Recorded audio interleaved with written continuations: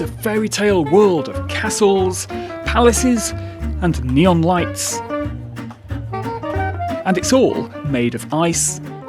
The Harbin International Ice and Snow Festival has been attracting crowds since the 1980s.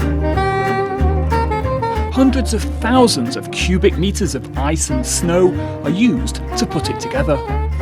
But how's it all done? You can find a clue elsewhere in the city.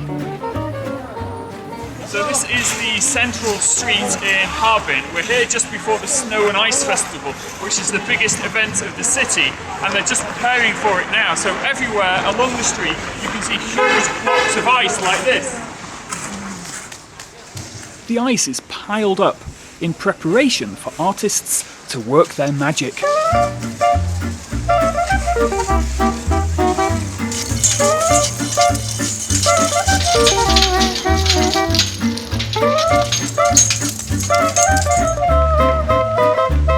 Sir Junqiao used to work in a steel factory. 2 years ago, he quit his job to join his brother and work as an ice sculptor. I followed my brother into ice sculpting. He's been doing it for 4 years. In my previous job, I'd help my brother make ice sculptures during my spare time. I really love making ice sculptures, so I don't want to go back to my previous job. In the winter, we make ice and snow sculptures. In summer, we do landscape gardening, rockeries, paving, that kind of thing. This piece of paper is all they have to work from.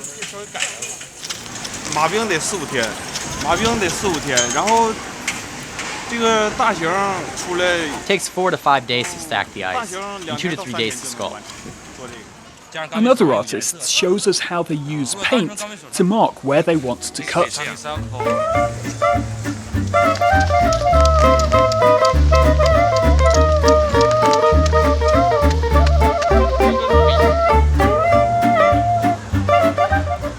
Next comes the difficult part. This is the tool that these guys use to make these beautiful sculptures, and it's actually quite heavy and looks pretty crude, so it's amazing to see what delicate shapes and figures they make. And this is how they do it. This side has to be facing up, this side down. You put it into the ice like this.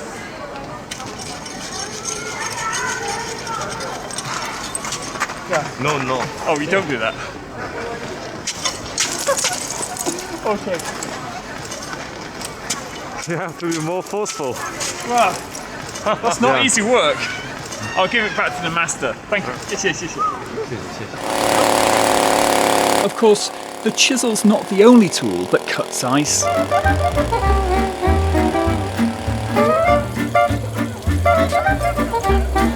And ice is not the only material you can sculpt with.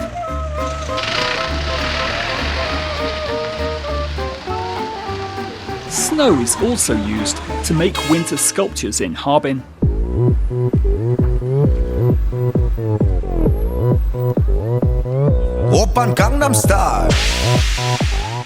The sculpture behind me is absolutely massive. But unlike the sculptures in the town centre, this is not made of ice, it's made of snow. And it was so high, we had to place the camera quite far away to get it in shot. 就咱们看的这个雕塑，这是个惠安少女，福建的。这个是她在海市蜃楼之上，大海这个海市蜃楼，咱很少有人能看得到。然后这个我们这个规划者呢，就想把这个很奇妙、很梦幻的东西在这里展现。那结合了这现在实际是惠安少女对现实生活的一种美好的憧憬。你看她手里那个捧那个鱼，中国象征是年年有余，这是个吉祥、和平这个象征。 Despite the size of the sculptures, it doesn't snow or rain here very often. Harbin's average winter rainfall is just 6.4 millimeters, well below other major cities in the region. So most snow here is man-made. 自然雪没有这个硬度大，这个硬度大，自然雪很散。 我们以前最初的我们刚开始的时候用过这自然雪，因为当时没有这些技术，现在技术越来越先进了，而且要不下雪的时候怎么开雪博会啊？是这样的。Now, if you're wondering how they get so much snow into one place, it's It's easy. They just use one of these.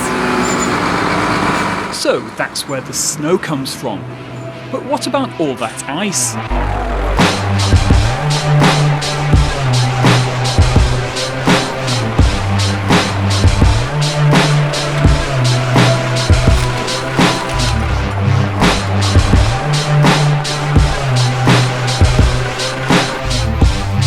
I'm standing in the middle of the Songhua River, which runs right through the city of Harbin. And it's here that the huge blocks of ice are hacked out.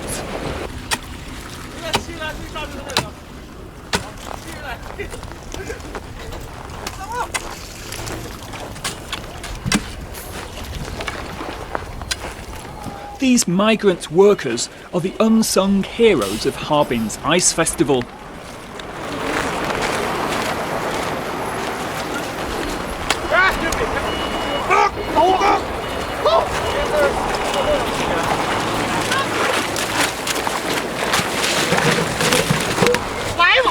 It's back-breaking work.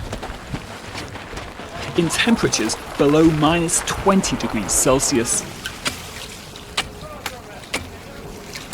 应该是有危险，但是他这个打的时间比较长，好几年了，对这有经验，一般情况下没啥太大危险。我这上去，哦，等他们，这打干啥呢？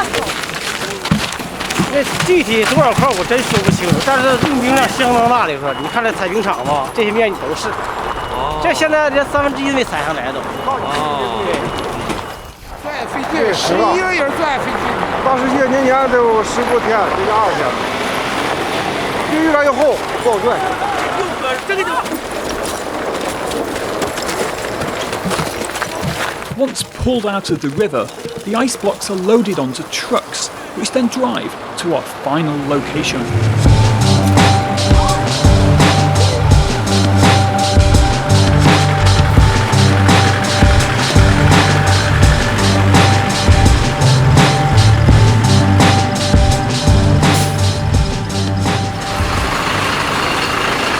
So you may have seen pictures of the Harbin Ice Festival, those huge ice sculptures, and wondered, how on earth did they build them? Well, the answer is like this.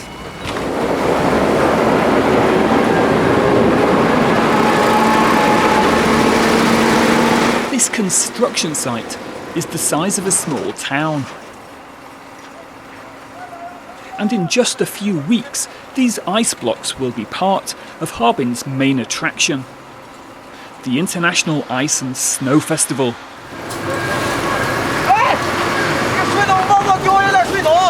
Visitors may think the neon lights are just there for visual effect, but they actually serve a purpose during construction, in helping the workers see what they're doing.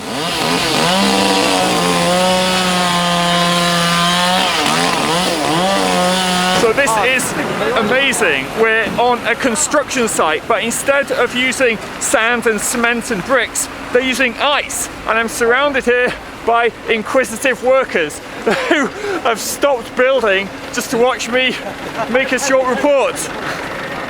And these guys are entitled to a break. They work outside, late into the night, in one of China's coldest cities. But their work is crucial for the local economy, 15% of which relies on tourism.